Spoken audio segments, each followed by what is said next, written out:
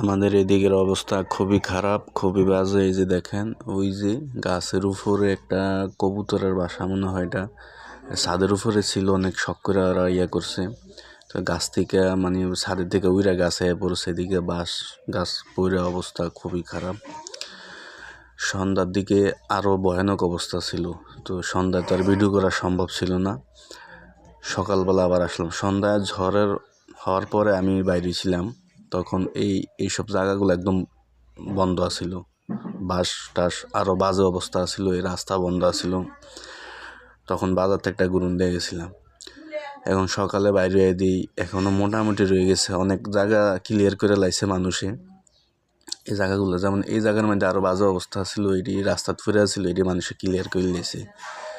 এই যে দুইটা গাছ ডাইরেক্ট মেইন লাইনের উপরে ফুরে রয়েছে, শিকড় বাড়ায় উঠে গেছে, মানে খুবই বাজে অবস্থায় ছিল আমাদের এদিকে।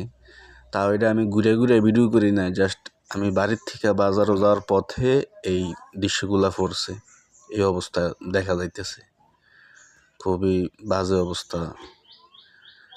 এখন অন্য দিকে কি হয়েছে না হয়েছে তা জানি না, আমাদের অবস্থা খুবই খারাপ।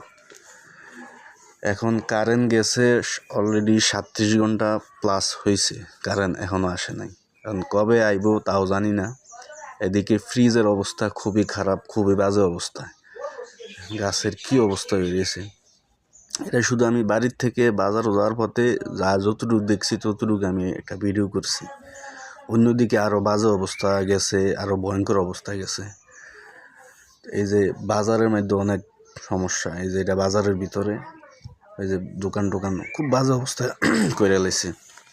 এই হলো আমাদের এদিকের অবস্থা। আপনাদের এদিকের কি অবস্থা জানেন?